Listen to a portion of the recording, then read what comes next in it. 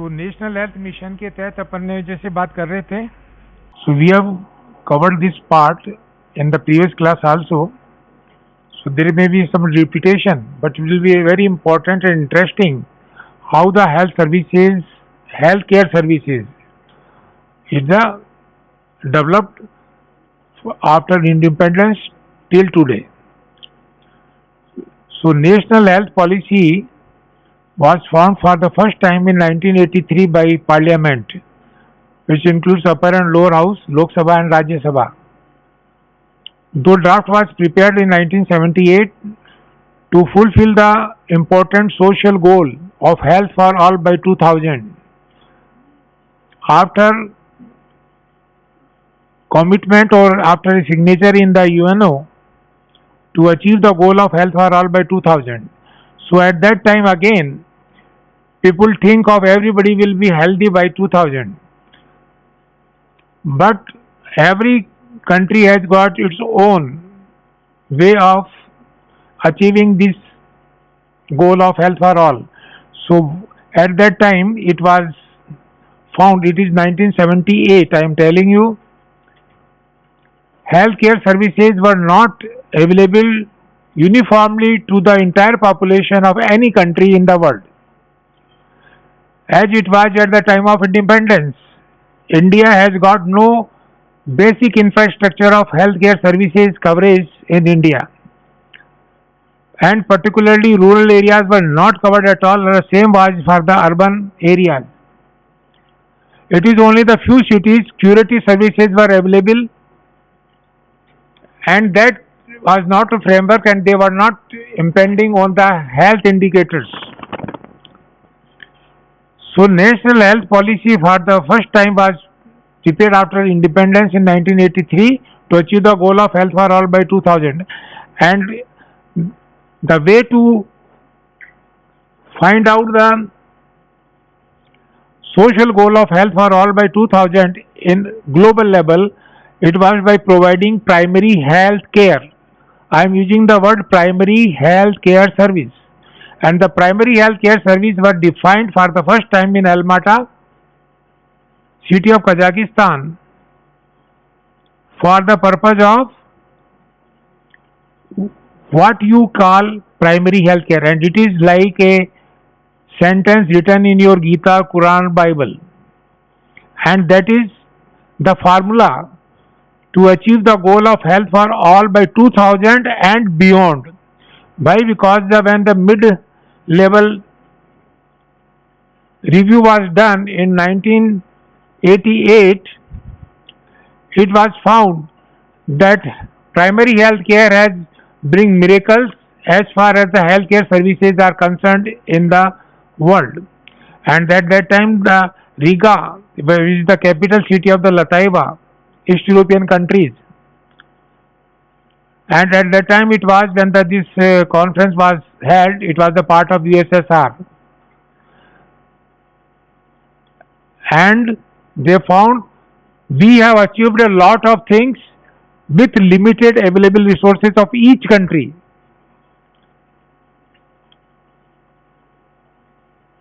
So milestones were prepared, indicators were prepared, that how much progress has been made as far as the health for all by 2000 program is concerned. And after 2000 we come out with the national health policy 2002. At that time we have got a millennium development goals. Millennium development goals were made up to 2015. So at that time again we come out with the national health policy to achieve all the goals, target and indicators given in the millennium development goal. And accordingly, with the current health status, we come up with national health policy 2002. Then comes national health policy 2017, because by 16 we have sustainable development goals, and the goal, target and indicators were increased, and we have lot of achievements. So we come out with the that we have to sustain whatever we have achieved so far, and we have to prepare the new goals so that everybody is healthy and there is a wellness. Everybody is happy. And for this purpose, National Health Policy 2017, the draft was prepared in 2015 and it was circulated in the public and the specialists, and they come out with this. So they come that now we have a network of three level of cares: primary health care level, secondary health care level, and tertiary health care level. So primary health care level is the basic, essential, most important health care which is required all over the globe. Whatever the rich country it is, whatever the resources may be there, technologies may be there, but if primary health care is weak, we cannot sustain what we have achieved. And it is said that in the beginning, as far as the expenditure is concerned, we say that 55 to 60% should be on the primary health care.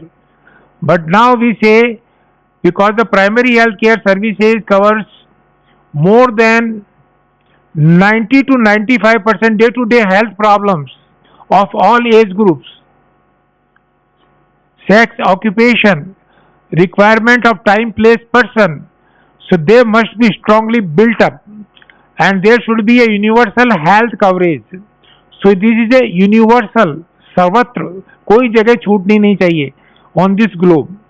This was the directions given in the World Health Organization, and we come out with this in our country with National Health Policy, that we will build up primary health care, secondary health care, and tertiary health care.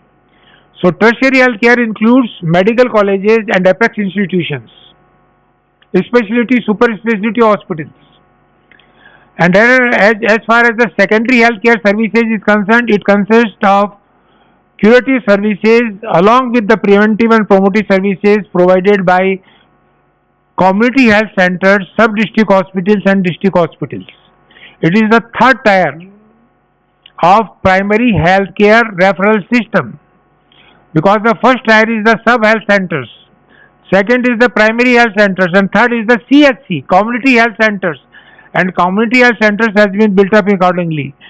So the new health policy 2017 emphasizes the health financing needed, because it becomes the primary need, like a roti kapda makan we say. Now for the health, it is now is a part of primary need. It has been identified. So increase health expenditure by government as a percentage of GDP, gross domestic product, from existing 1.5 to 2.5%.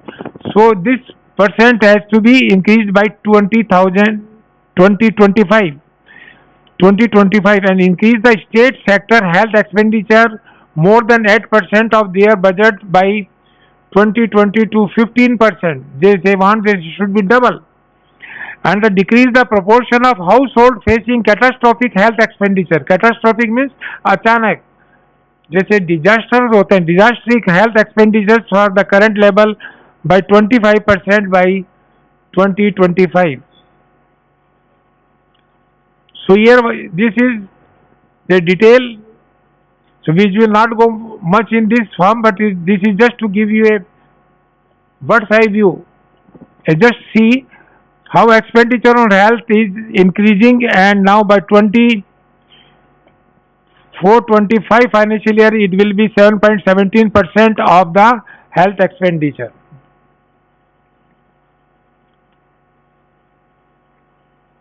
So it is allocation by Department of Health and Family Welfare, National Health Mission, which includes NRHM and NUHM, National Rural Health Mission, as well as Urban Health Mission.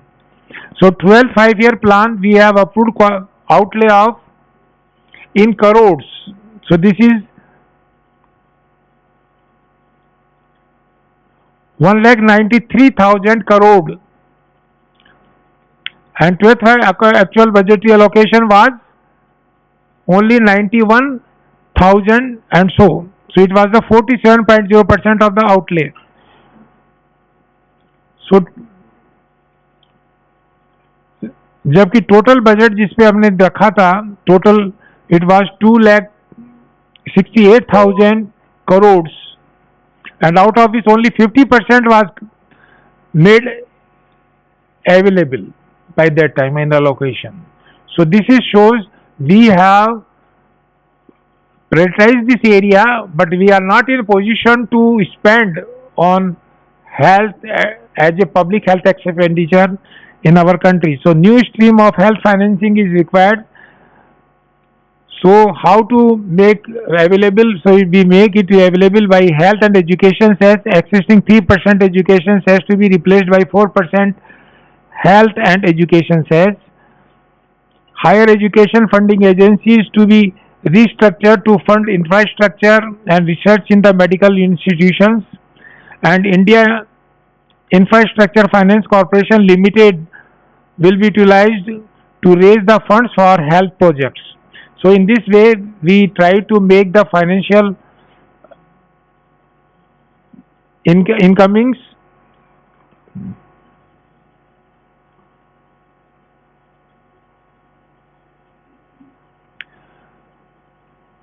So on the health, it is the National Health Mission, then Rashtriya Swasthya Bima Yojana, Pradhan Mantri Jan Arogya Yojana, and Human Resource Health and Medical Education, Tertiary Care Program, and these are the major heads. And you see on the Prime Minister's Jan Arogya, we have no budget allocation in the beginning, and we started with only 6,400. But now it is the important area through which we are having the Ayushman scheme. And most of the budget you have seen, it is on the National Health Mission, 25,154 crores.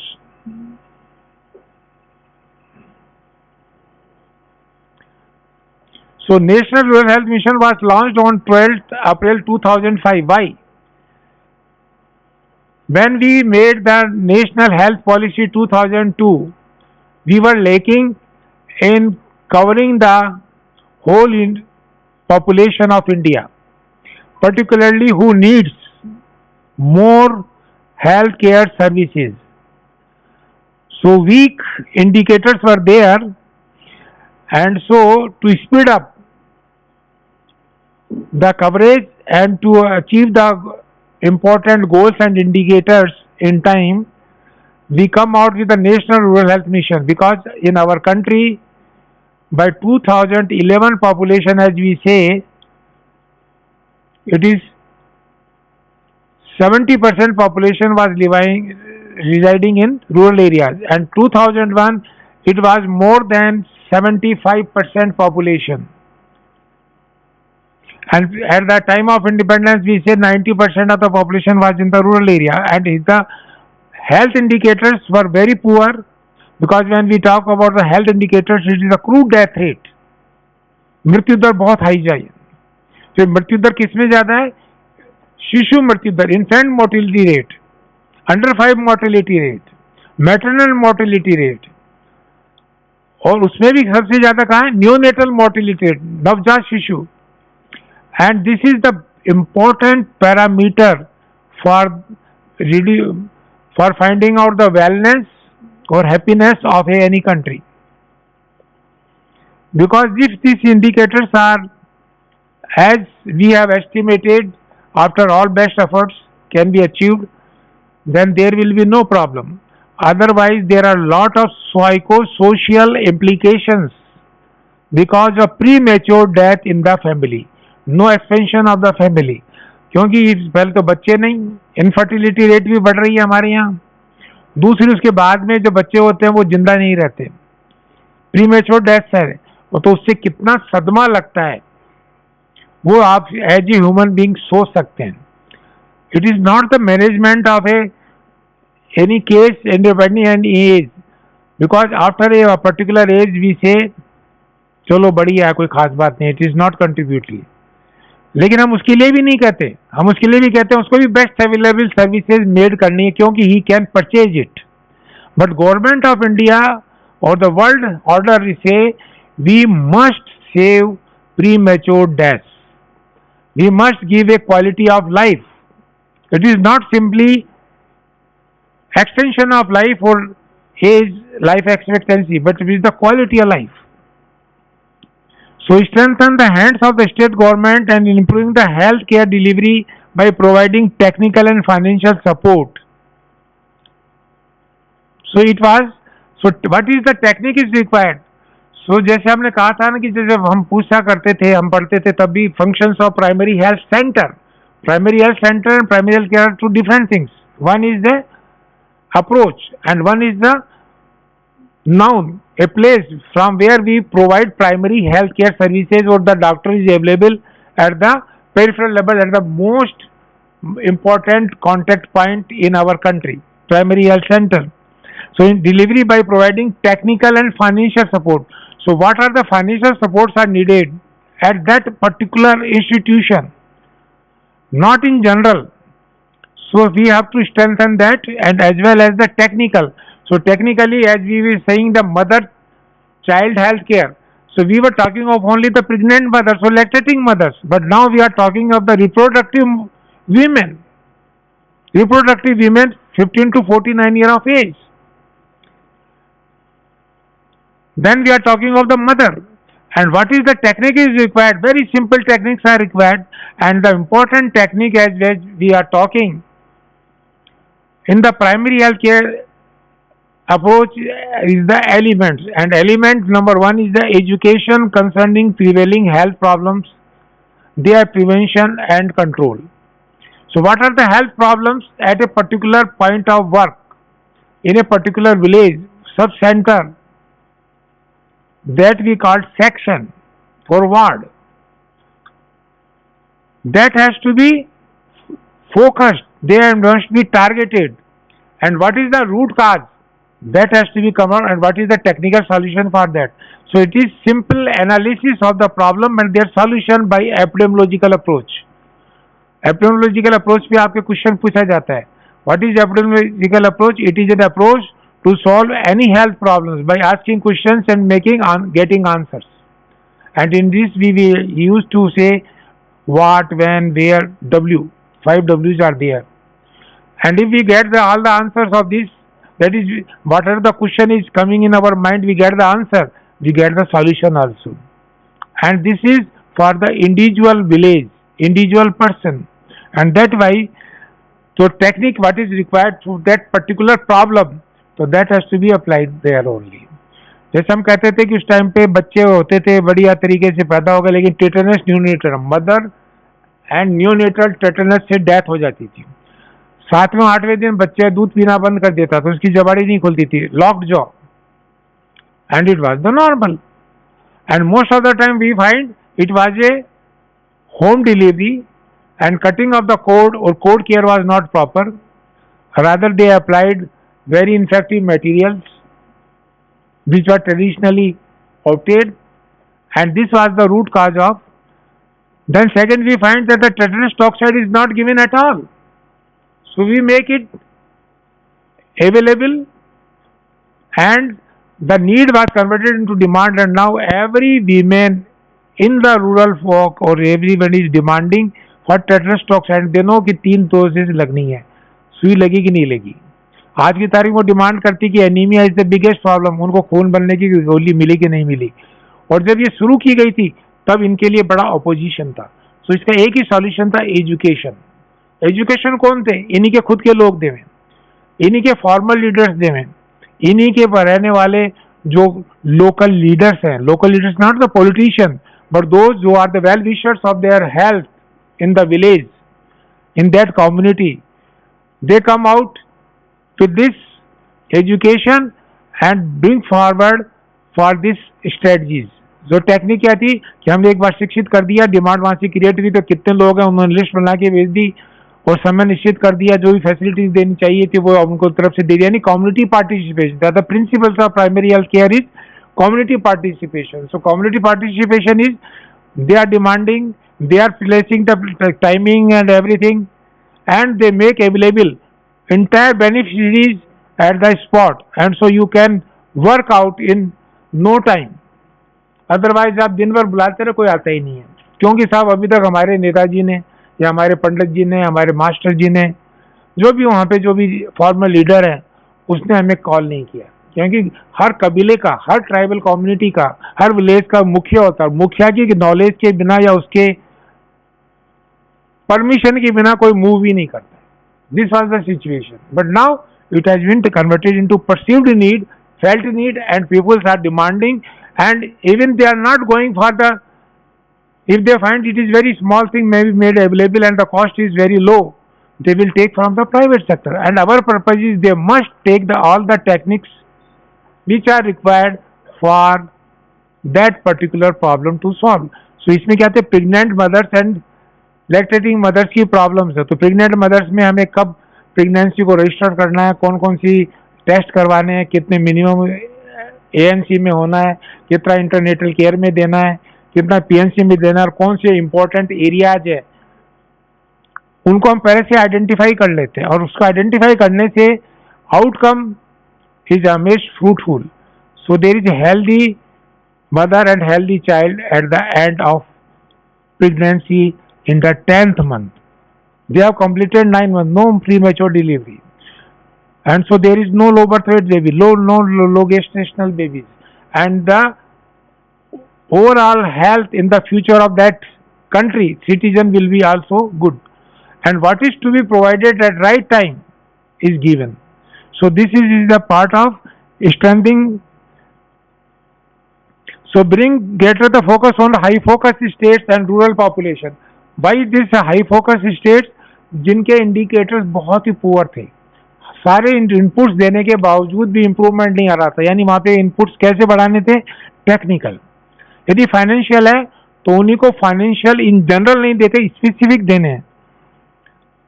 And particularly marginalized and vulnerable population. What is marginalized and vulnerable population? Which is at the highest risk. वो कौन से होते हैं? ज़्यादातर हम हमेशा कहते हैं कि ज़्यादातर लेबर क्लास होती है, होमलेस होते हैं। अब जैसे आज की तारीख में गाँव में भी आज की तारीख में कईयों के पास हाउस नहीं है, तो अभी भी सबसे बड़ा क्या है, रोटी कपड़ा मकान में। By 2024 we will made available house for every family, and family में उसमें हमने हाउस का भी बाकायदा चेकलिस्ट बनाई। उसमें क्या होना चाहिए, स्मोकलेस चूल्हा भी होना चाहिए, यानी किचन अलग से होनी चाहिए, और sanitary latrine, drinking water spot, sand spot जो भी लगाना जो नियर से नियर हो मिल सके, और उस तरीके से इन चीज़ों को उपलब्ध करना। उसमें वेंटिलेशन भी हो और भी हो, जिससे कि main causes of communicable diseases होते हैं। Artificial correction through integration of vertical programs. इससे पहले क्या था कि ज़्यादातर नेशनल हेल्थ प्रोग्राम जो चल रहे थे वो सेंट्रल गवर्नमेंट से लेकर के फील्ड में यानी सब सेंट्रल लेवल PSC लेवल तक वर्टिकल स्ट्रक्चर में चलते थे। There is no integration, no horizontal coordination, but now it has been integrated at the district level, और डिस्ट्रिक्ट लेवल पे ही डिस्ट्रिक्ट हेल्थ सोसाइटी में हर एक प्रोग्राम का इंटीग्रेशन होकर के फील्ड में इंप्लीमेंट किया जाता है। National urban health mission was launched on 1 May 2013. The draft was prepared in 2000 as a national health mission, and national health mission बार बार लोगों ने कंफ्यूज करने की कोशिश की, तो उन्होंने कहा भाई NRHM कोई दो इसको, जिससे लोग कंफ्यूज नहीं हो। लेकिन जो ड्राफ्ट था हमने उसको इम्प्लीमेंट किया 2013 में। To strengthen the existing primary health care facilities and provide new facilities for the unserved population. Unserved population कौन सी है? टाउन्स में, अर्बन एरियाज में। तो हमने कहा कि जैसे 2011 की पॉपुलेशन के अनुसार 31 पॉपुलेशन अब रूरल एरियाज की बजाय अर्बन एरियाज में रहती है, और ये भी प्रोजेक्ट किया गया कि 2050 तक कहते हैं कि 50% पॉपुलेशन विल बी अर्बनाइज्ड। और अर्बन पॉपुलेशन में जो पॉपुलेशन होती है टाउन की, उसकी 50% पॉपुलेशन स्लम्स में रहती है, कच्ची झप्पी झोपड़ियां जिसको कहते हैं ना, and their conditions are worse than a village. तो यहाँ पर यदि आप सेवाएं नहीं बढ़ाएंगे तो आपके जो ट्रांसमिशन ऑफ कम्युनिकेबल डिजीजेज है, हेल्थ पैरामीटर्स हम जो बात करते हैं, प्री मैच्योर डेथ यानी life expectancy of individual is not increasing at birth, तो आपके जो ग्लोबल इंडिकेटर्स हैं उसमें आप पिछड़ जाएंगे। डेथ रेट आपकी हाई रहेगी, जबकि डेथ रेट होनी चाहिए, मना नहीं है, डेथ होगी, जो आया वो जाएगा भी, लेकिन at what age and what should be the proportion, so that is required. So 1000 cities and towns were covered under the National Urban Health Mission and strengthening the facilities in urban areas in terms of infrastructure, equipment and manpower. अब आपने देखा होगा primary health centres, bore committee ने कहा था 1946 में, और जब फर्स्ट 5 ईयर प्लान बना तो हमने सबसे पहले पूरी कंट्री में network of primary health centres खोला थ्रू कम्युनिटी डेवलपमेंट ब्लॉक, सामुदायिक विकास खंड। यानी उस टाइम पे 1 लाख की आबादी on and average, 80,000 to 1,20,000 population, we have one primary health center with 3 medical officers.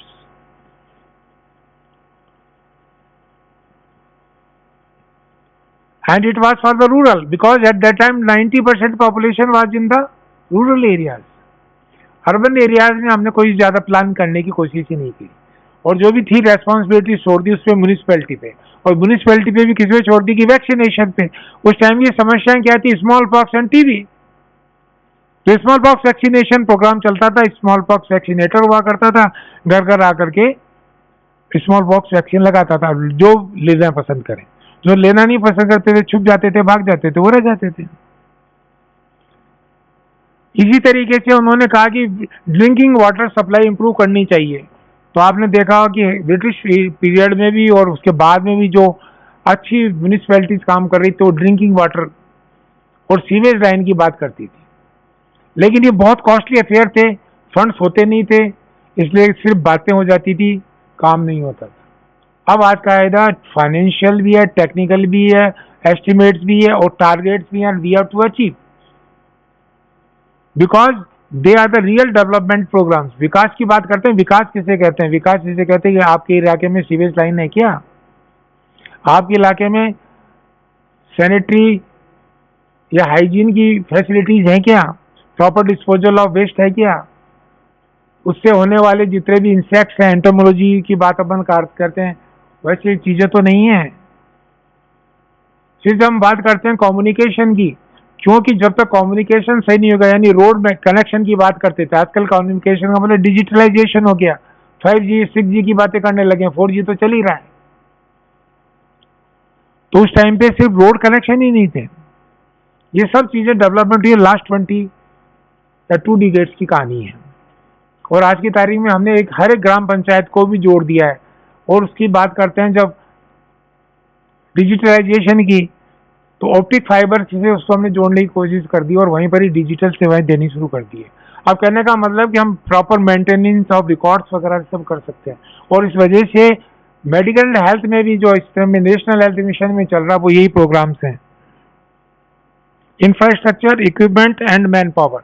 अब उसी तरीके की जैसे अपन बात करें नेशनल अर्बन हेल्थ मिशन में, तो अर्बन एरियाज में जो डिस्पेंसरीज थी उनको हमने कन्वर्ट कर दिया primary health centre, urban primary health centre. आप जहां भी रहते हैं जयपुर शहर में, अपने इलाके में जाकर के देखें, जो डिस्पेंसरी थी उसको सिर्फ विजिट करें, आपको जितना चीजें किताब पढ़ करके नहीं समझ पाएंगे, उसको देख करके ही समझ जाएंगे, क्योंकि उन पे ऊपर क्या लिखा हुआ दीवार पे, कौन कौन सी सर्विसेज मिलती है, कैसे मिलती है, किस तरीके से कवर करता है, किससे कॉन्टेक्ट करना है, कितने आवर्स में कवर होती है, यानी सिटीजन चार्टरशिप वगैरह भी वहाँ पे दिया हुआ है, कौन सी सर्विसेज अवेलेबल है, किससे कॉन्टेक्ट करना है, कितने आवर्स में वो मिल जाएगी। क्योंकि ये सर्विसेज जितनी डोर के क्लोज, आपके हाउस के क्लोज होंगी, तभी हमारा हेल्थ कवरेज इंप्रूव होगा। और अभी पिछले 3 साल से जो WHO की थीम थी वो थी यूनिवर्सल हेल्थ कवरेज, क्योंकि अभी तक दुनिया में हम लोग 100% आबादी को कवर नहीं कर पा रहे थे। Same was for our country. तो इन चीजों को स्ट्रेंथन करने पे ही जोर दिया है।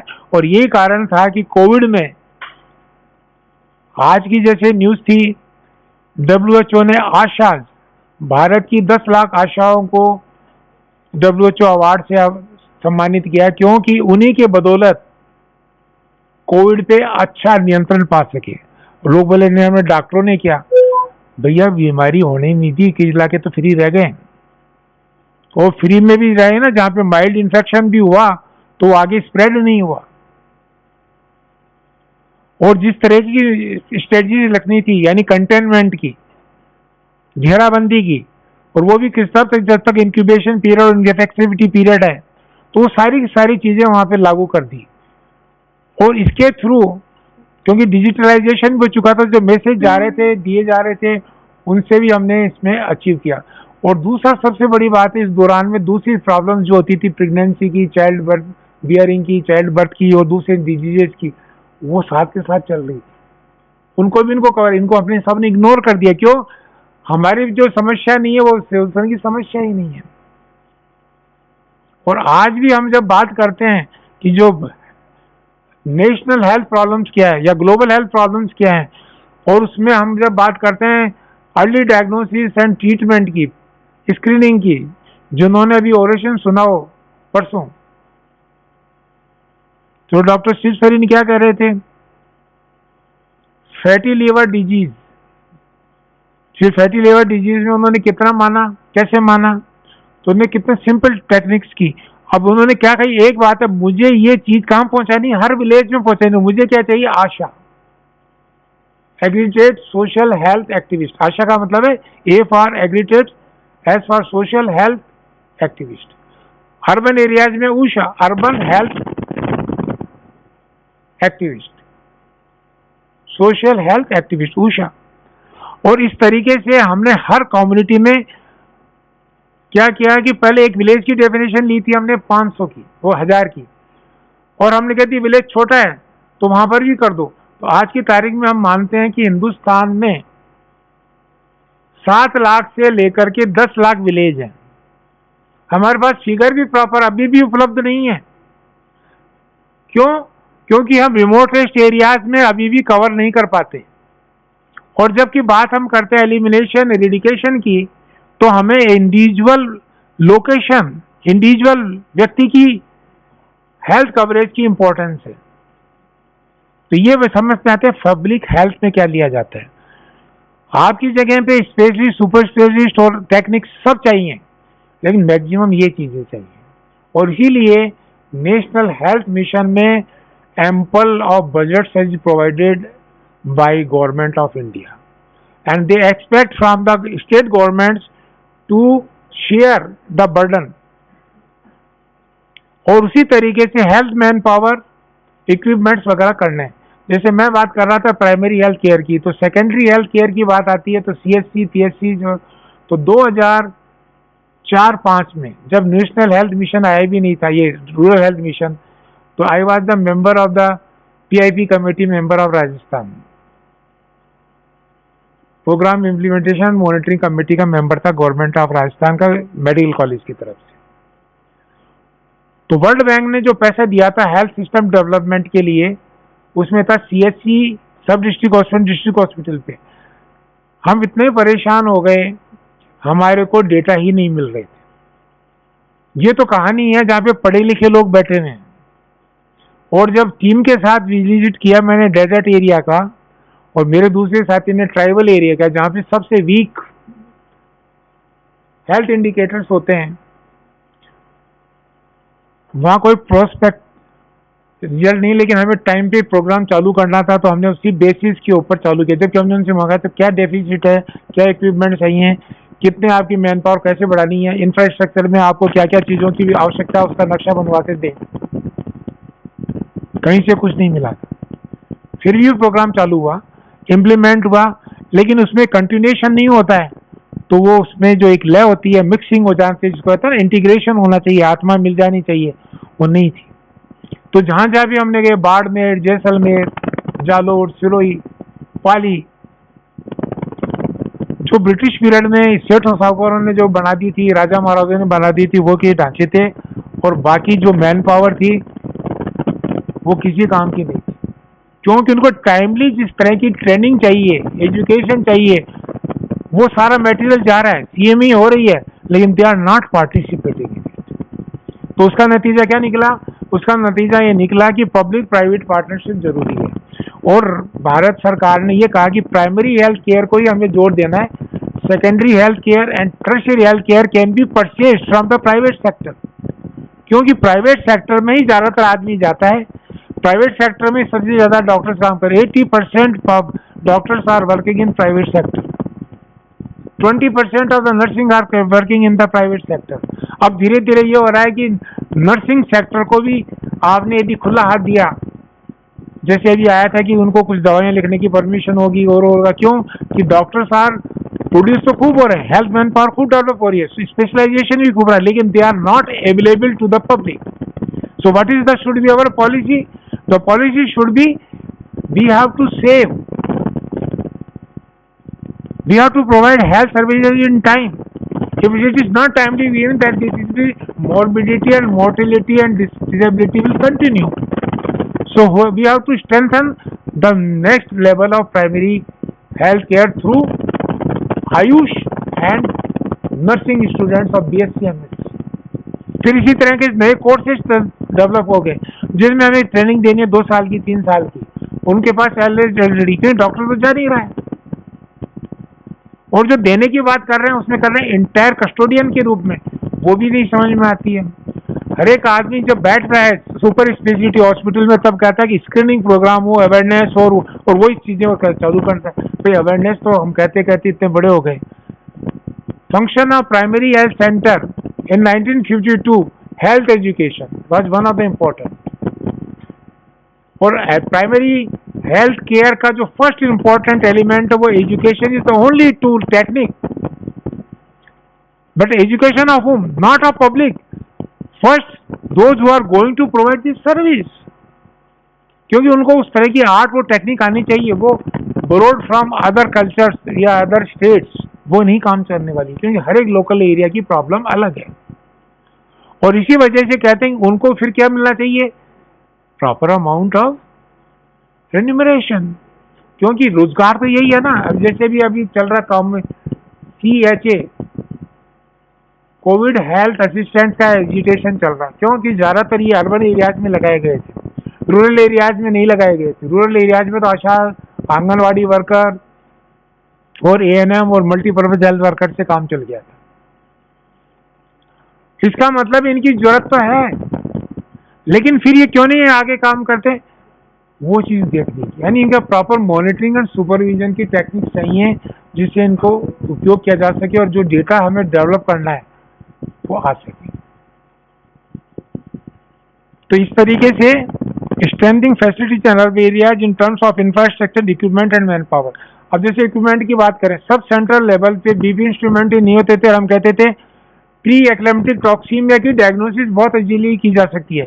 हाई ब्लड प्रेशर होता तो PET है मदर में, और प्री एक्लेम्प्टिक टॉक्सीमिया का मतलब है कि is at high risk of damage of kidney, damage of heart and damage of brain. और अर्ली ट्रीटमेंट क्या है उसका? सिंपल यूरिन टेस्ट करके यदि एल्ब्यूमिन उसमें बहुत ज्यादा है, जिसमें से बॉयल करना था, उसमें प्रेसिपिटेशन हो जाता है और पीटिंग इडेमा वगैरह लास्ट की स्टेज में आते हैं। शुरुआत में इस तरह की बातें आती हैं। यदि आपने उसको प्रॉपर्ली अटेंड कर लिया, जो प्रेगनेंसी इंड्यूस्ड हाइपरटेंशन है, डायबिटीज है, तो कोई प्रॉब्लम ही नहीं होगी। लेकिन वही बात है कि बीपी इंस्ट्रूमेंट नहीं था, स्टेथ ANM काम में नहीं ले सकती थी, तो इसमें मॉडिफिकेशन किए गए। वो मॉडिफिकेशन ये था, उसको बीपी इंस्ट्रूमेंट भी मिलेगा, चेकअप भी करेगी और टाइमली रेफर भी करेगी, और यदि नहीं करेगी तो उस पर एक्शन लेगी। तो इसको मेक करके इसको कर दिया वैसे। और जो अनक्वालिफाइड डॉक्टर्स जो कर रहे थे, क्वैकरी कर रहे थे, उन पर भी एक चेक लगा।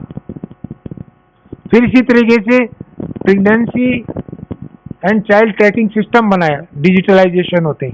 तो आज की तारीख में उनके पास मोबाइल है, टाइमली उनको रिकॉर्ड करना पड़ता है और उनसे इंस्ट्रक्शन दिए जाते हैं, और उससे काम लिया जाता है।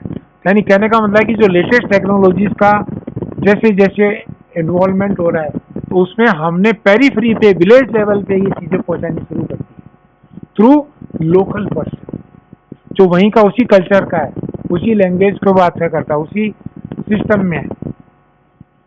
उसके लिए उसको अर्बन एरिया में आने की जरूरत नहीं है, यानी छोटे टाउन में आने की जरूरत नहीं है। वो हर एक आदमी जब वो थोड़ी आएगा, उसके नियरेस्ट भाई ब्लॉक लेवल पे जाएगा, तहसील लेवल पे जाएगा। यदि जरूरत है तो भेजो, नहीं तो उसको भी भेजने की जरूरत नहीं, क्योंकि एक्सपेंडिचर बढ़ता है, और एक्सपेंडिचर बढ़ता है, इतनी इनकम नहीं है, तो आउट ऑफ पॉकेट एक्सपेंडिचर बढ़ता है। आउट ऑफ पॉकेट एक्सपेंडिचर अकेले पेशेंट का नहीं, इनडायरेक्ट कॉस्ट ज़्यादा बढ़ती है। जब हम हेल्थ केयर डिलीवरी सिस्टम को डेवलप कर रहे थे सेकेंडरी हेल्थ में, तो हमने जब बात करी थी, हमने कहा कि सीटी फैसिलिटी हम हर डिस्ट्रिक्ट हॉस्पिटल में देंगे, अल्ट्रासाउंड हर सिस्टम में देंगे। उस टाइम पे अल्ट्रासाउंड भी उपलब्ध नहीं थे पीएचसी पे, सीएचसी पे। उसका भी ऑब्जेक्शन किया वर्ल्ड वाइड टीम ने, तो हमने उसमें भी कहा कि नहीं, हमारे पास डॉक्टर्स हैं, उनको हम ट्रेनिंग कर रहे हैं, उनको ट्रेन कर देंगे, स्मॉल ट्रेनिंग चाहिए। और ये हो रहा दूसरे मुल्क में, क्योंकि मैं जब यूनिवर्सिटी में पढ़ा रहा था विदेश में, तो वहाँ मैंने कहा कि मेरे साथ वाले जितने डॉक्टर्स हैं अल्ट्रासोनोग्राफी को सीखी, चाहे वो पीडियाट्रिशियन हो, चाहे गायनोलॉजिस्ट हो, चाहे सर्जन, और वो अपने सिस्टम में अपनी डायग्नोसिस को बहुत परफेक्ट करता था। तो आपको सिर्फ इक्विपमेंट प्रोवाइड कराने की जरूरत है, उसके पीछे मैन चाहिए, मैं तो वो अपना आप आ जाएगा। कहते हैं आपका रेडियो डायग्नोस्टिक के तो लोग ही नहीं है। और फिर कहने लगे कि आप तो फीटल फीमेल इंफेंटिसाइड और जो होती है फिटिसाइड को बढ़ा रहे हैं। नहीं, ऐसा कुछ नहीं है। यदि आपको इस पे देना तो दे, नहीं तो नहीं दे। इसी तरीके से हमने जितने बड़े अस्पताल हैं, यानी डिस्ट्रिक्ट हॉस्पिटल से मोर देन 300 बेड्स, वहाँ सब जगह पे एमआरआई लगाओ। तो एमआरआई नहीं थे, आज से 10 साल पहले की कहानी ये थी। सीटी स्कैन जैसी बात करें तो एसएमएस जगह में पहली बार सीटी स्कैन 1991 में लगा था, और इतना बर्डन था कि आए दिन खराब ही होता। मेमोग्राफी की बात करें तो अभी 2005 में जाकर के लगा है, जबकि मेमोग्राफी जब मैं स्टूडेंट था, तो मैंने क्लास में मेरे जो टीचर ने पूछा था कि अब क्या करोगे लंप ब्रेस्ट के बाद में, तो मैंने कहा मेमोग्राफी करेंगे, तो मुझे किक आउट कर दिया था क्लास से। And he was the senior most teacher and most respectable teacher of the SMS medical college. इसने लॉन्गेस्ट पीरियड सर्जरी के हेड रहे, प्रिंसिपल रहे, बहुत डेवलपमेंट हुआ उनके टाइम। फिर उन्होंने मुझे अच्छी तरीके से समझा, बेटा क्लिनिकल साइंस काम में लो, सेकेंडरी जी देखेंगे, सेकेंडरी में क्या लीवर इनलार्जमेंट होगा।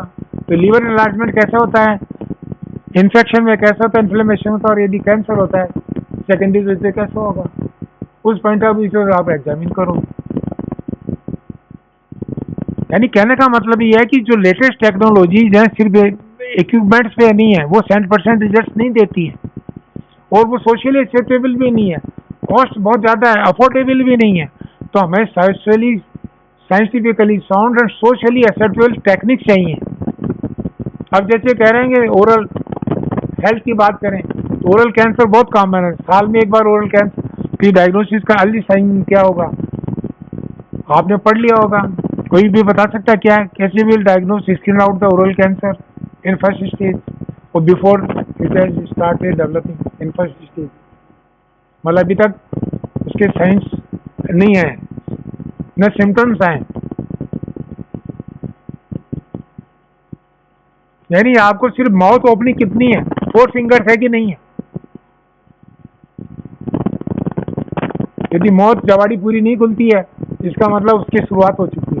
यहाँ चेकअप करो, उसका कारण क्या है, कोई कैंसर है या और है, लिकोप्लेकिया और है। तो ये कहने का मतलब है कि जरूरी नहीं है कि टोबैको में ही करना है, जो नॉन टोबैको यूजर्स भी हैं उनमें भी मिल सकता है। और oral cancer is the biggest number 1 cancer in India now. तो कहने का मतलब है कि इनकी अर्ली डायग्नोसिस होगी तो अर्ली ट्रीटमेंट भी है। वो स्टेज नहीं आएगी जिसमें आपके पास आते हैं जिसमें मैनेजमेंट बहुत मुश्किल हो जाता है। So infrastructure, equipment and man power. Man power में क्या, अब ये स्क्रीनिंग कैसे करें, तो किसको सिखानी है, हमने कहा हमारे मल्टीपर्पज हेल्थ वर्कर ही कर लेगा, मेल फीमेल। फिर हमने कहा कि स्कूल टीचर्स को इन्वॉल्व किया जा सकता है, ग्राम सेवक को इन्वॉल्व किया जा सकता है, और यदि कोई वॉलंटरी ऑर्गेनाइजेशन वहाँ का काम करना चाहती है, यूथ ऑर्गेनाइजेशन, हम उसको इन्वॉल्व करेंगे।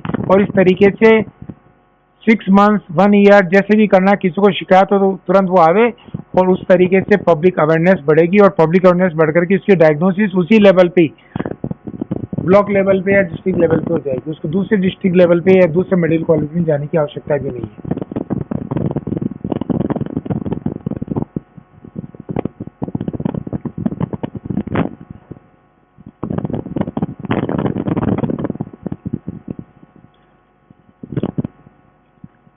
तो नेशनल हेल्थ मिशन जो अपन बात कर रहे हैं, नेशनल हेल्थ मिशन बात कर रहे हैं, अर्बन हेल्थ मिशन बात कर रहे हैं, जो इसके सब मिशन है, एक ही गोल है, अटेनमेंट ऑफ यूनिवर्सल एक्सेस,